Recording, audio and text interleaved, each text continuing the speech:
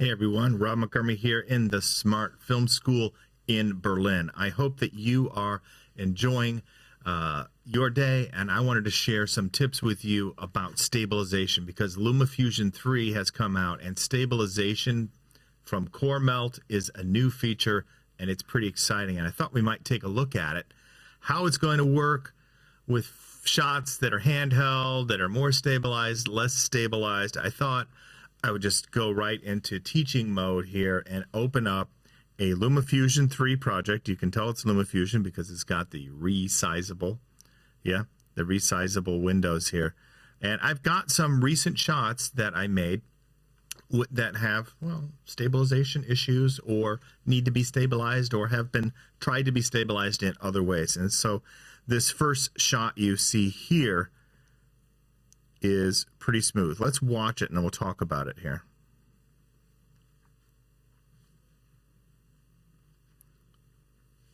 Okay, what you're seeing is pretty smooth and stabilized, and that's because it was filmed with a camera that has a gimbal. This is an Osmo, and there's a mount so I can attach it to the hood of a car. There it is, mounted. This is Iceland. That was a volcano and a glacier. It's a 2-for-1. And it has some of the roughest roads you can imagine. And it was also, here's a shot that you can control. So I'm controlling it with my phone. And this is what it sounds like.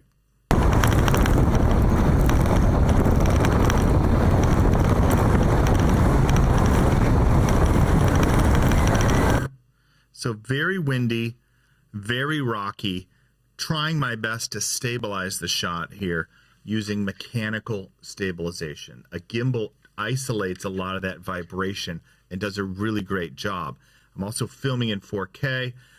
We can even look here and see what frame rate I was. Frame rate is another way to stabilize. So there are many ways. There's mechanical, there's optical, there's digital, and there's frame rates. And so there's techniques involved in all of this. Now at this frame rate on this clip, it was standard 25 frames per second. I'm in Europe, so 25 frames per second is television standard here. It's 30 frames per second in the US, 24 frames per second for filmmaking. So anyways, it wasn't at a multiple of that. So sometimes we'll work at 50, 100, 200 frames per second to help stabilize shots. In this case, 25 frames per second at 4K. So maximum resolution, which means I could really zoom in on this shot quite a lot and not lose much detail. It's going to hold a lot of detail there. But what I wanted to do is not necessarily crop that, but I might want to stabilize that shot. And down on the bottom here of this LumaFusion 3, the new update, there is a stabilization icon. And what it enables is something called lock and load stabilization by Core Melt, which is, if you've used Final Cut Pro, is really, really familiar. It's deadly fast. If you just tap on the slider there, it analyzes that clip. Now that clip is not very long. It's maybe 10 seconds over here. I can see it's 10 seconds long. And then you have presets that you can toggle through. So once it's analyzed it, you can just scrub and audition these. You can see, okay, you can see it's got some shutter. So I'm going to choose like medium and shutter. And let's see if it made it any a little bit better. Just a little bit smoother. Like I said, I've tried to isolate and stabilize as much as possible physically. But this little extra touch can help. And see there, it's just a little too, some might need to be strong and shutter. Again, don't look for the software to fix all of your problems. It won't, but it can help when you're looking to get those few seconds and you know you can't stabilize that. And what you can do is also go in and manually adjust all of the parameters related to the strength, whether you wanted to do it more vertical or rotational or horizontal. So you have all these additional controls, and you can sit there and fine-tune your stabilization until you're happy with it. Now that's starting to look a lot better. I can just toggle it off again, and you can see the before and after there.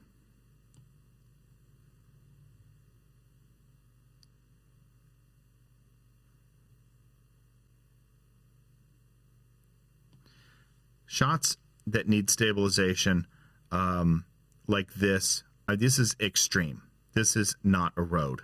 Let's be honest.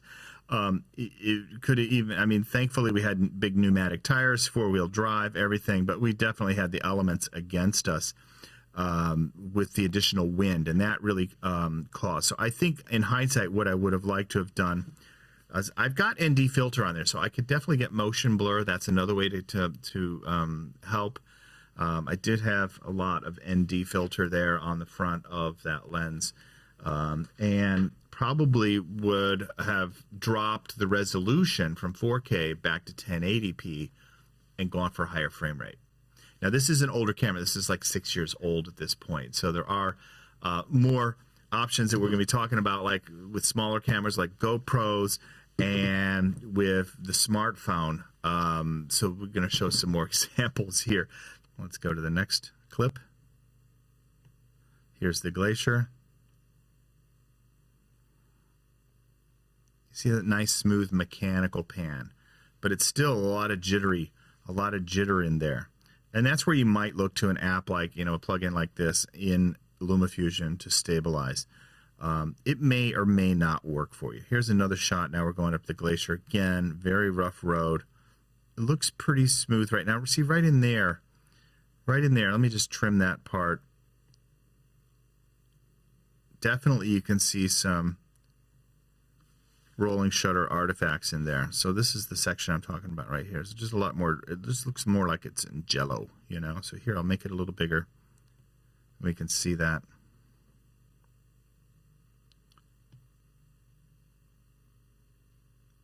Let's see what happens when I do the lock and load on just that segment. See if we can take just a really small piece where it's really bad. And then let's go for the strong and the shutter right off the bat. Let's go for the maximum, see if it improves. Slightly, guys. And this, again, maybe just that's as good as it can be done on that clip. There may be more tweaks that I could attempt here with all of these controls, but there's not a lot of guidance here. You're going to have to kind of, understand rotational strength and vertical strength. What's a scale mode? What's smart scaling speed? What is a margin fill? These things are nice. If you happen to have that advanced knowledge and that amount of need. Like I said, it's a lot easier to stabilize with slow-mo. Let's look at an example of something where we just change the frame rate rather than try to fix it in the mix. You can only sometimes fix things so far. Here is a shot handheld with the iPhone 12 in 240 frames per second, and with the native camera.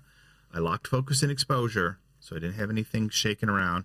I'm pulling my arms in to stabilize, and I'm trying to capture this moment, and then I was able to switch lenses, which was pretty cool, from the ultra wide. That's another way to get stabilization. Use a super wide angle lens because it shakes and shimmies tend to be less noticeable. Here's a handheld shot in real time. So again, now we're back to probably 50 frames per second. Let's see what I had set there.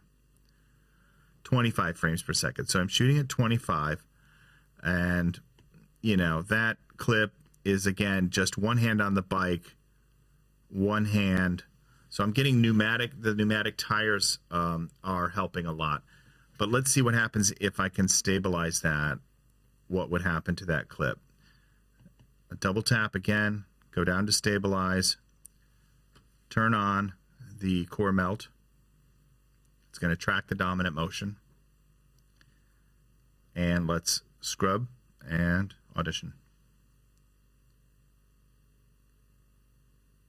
So the combination of all those things, the mechanical stabilization in the iPhone 12 Pro Max, that's right, even at the sub-miniature level there, the lenses are isolated similar to the way that they would be with a gimbal. In other words, they can remain steady even if the housing around it shakes. So that's mechanical stabilization.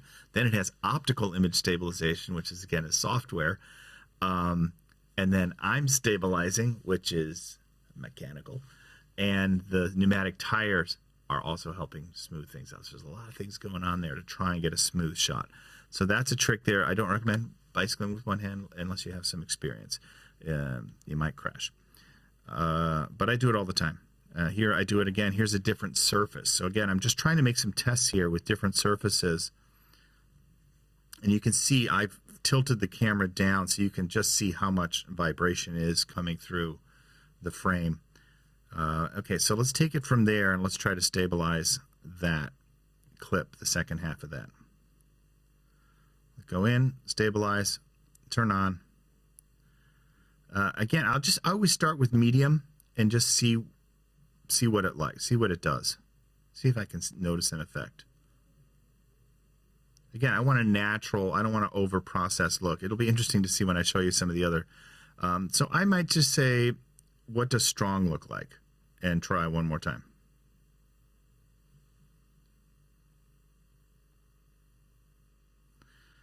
I think medium and shutter might be the one. Let's try that.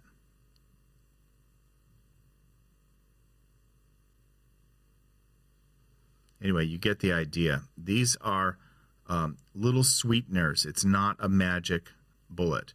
Now let's look at a different type of shot. In this case, this is going to be a time lapse or a hyperlapse because the camera is moving through three-dimensional space. So that camera move plus time lapse equals hyperlapse. Now I did not use a hyperlapse app. I just used the default time lapse app in the iPhone. Okay, but let's just see what that looks like and see if we can sweeten it up with the stabilizer.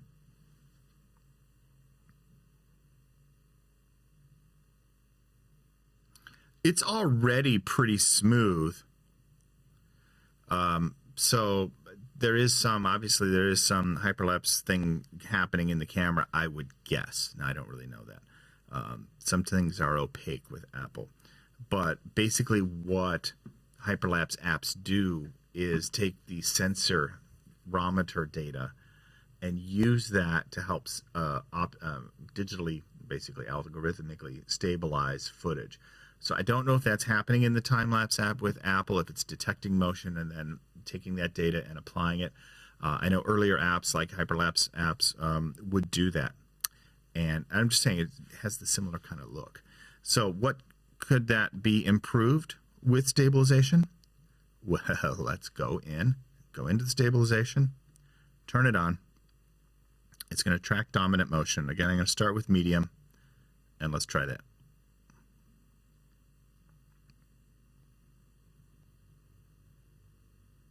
So for what I need, that looks pretty good. And what I need is not a long clip that I need to stabilize. I think that's another key. Don't look for it to do magic, especially if your clip looks like this. Now this one is horribly filmed by me, and well, there's just a lot of up and down. You know, I'm hiking up this hill basically. Let's watch it. I'll show you.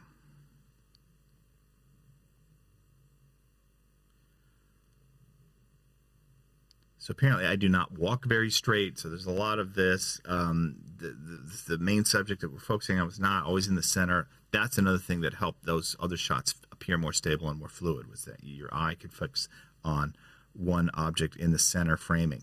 Here, I tried to do it, but you know, it slides over, slides down. I'm not sure that this is going to create gimbal-type moves, but let's give it the old lock and load. And let's go for strong right off the bat and see what it looks like.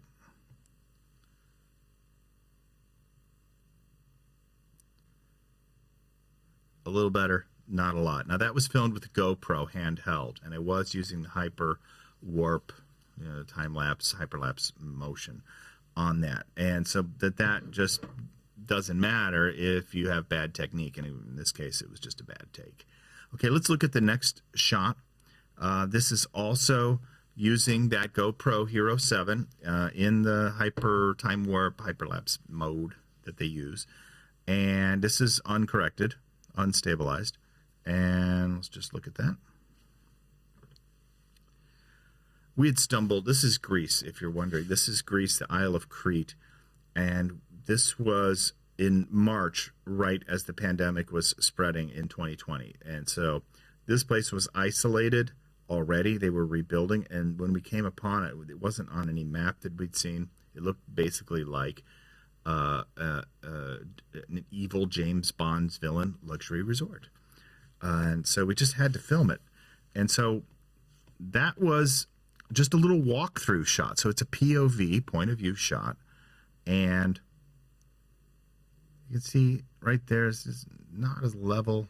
It's pretty smooth. But what would happen if we applied stabilization to it? That's what we're here to learn, is like, okay, if we apply that lock, okay, I already had applied it. Oops. Okay, so let's look at it without being applied. So that's why it looked pretty good. I had some stabilization applied. Here it is, the raw. You can see that me walking, basically. I do not walk smoothly. I do not have good mechanics, which is why I need gimbals and software and helpers with booms to get some of these shots, or use my bike. And whenever I'm not walking, and you may have the similar thing, walking shots are hard to stabilize, but because they just have that vertical motion. Well, that's where that really comes in. With the vertical strength being up, you may not need as much horizontal. And, we can zoom it. It's okay. Let's see with those settings now if this just looks a little stable. I would probably start my edit from right. Here's neutral, my subject, a little pan. So what one right there is where I'd probably, if I were scrubbing that, I would be looking at maybe right there being my in point.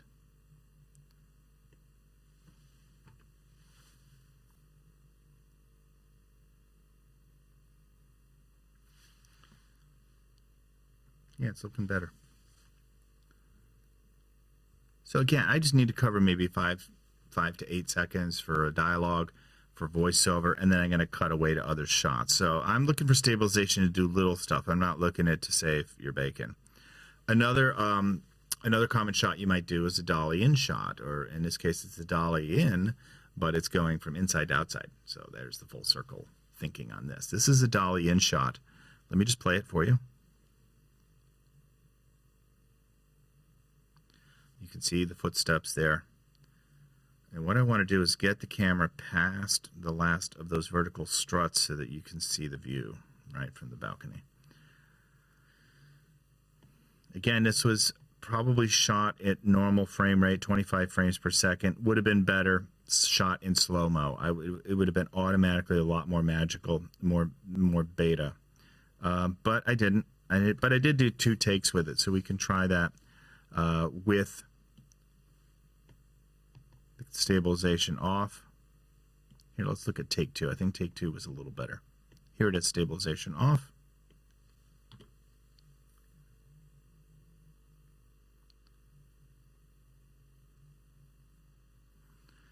Yeah, there's just no way, unless I think I really zoom in, that is going to help too much. I'm going to go for strong.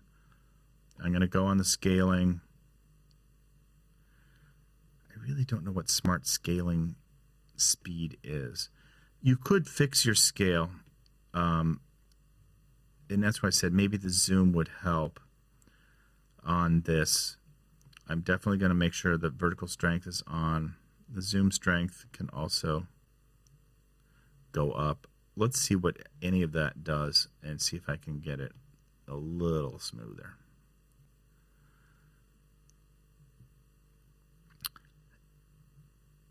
It's a little bit smoother, but it's definitely bobbing, and if you've got a better settings for stabilization than I'm able to find here, please do share it in the comments and we'll all get smarter.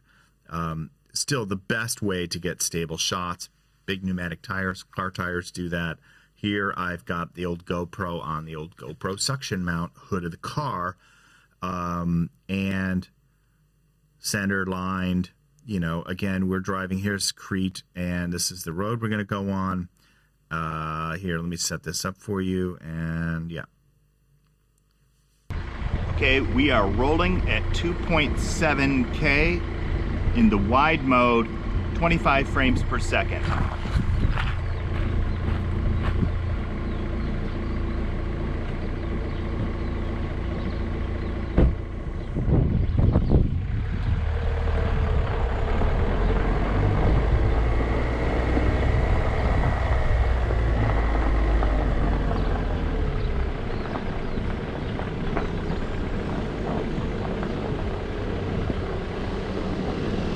Is going to stabilize, suction cup mount's going to stabilize, the car tires are going to stabilize, but here's the part I want to look at. This rough road, it starts to get bumpy, still pretty smooth, so the optical image stabilization is doing a pretty good job, but right about here,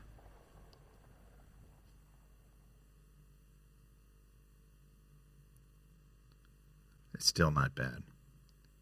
Maybe I already turned on the optical. Nope, here's the optical image stabilization. This lock and load stabilization by core melt. In this case, I might just use a light setting. It's already pretty smooth.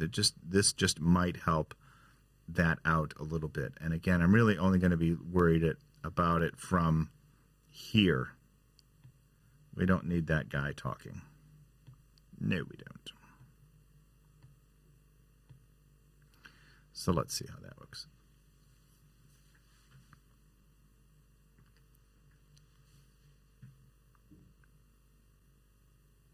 You know we're going to go over a bump.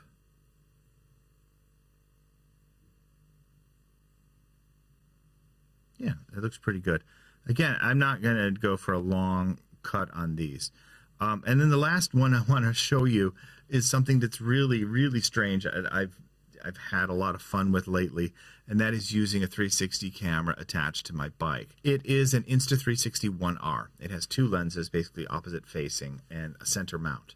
And you mount this to your bike, which I found was really cool using a Manfrotto V35 clamp. Very easy. It's what I use in my ceiling lighting here in the studio. And then you basically are capturing circular or spherical video. Not circular, or spherical video. It's a ball.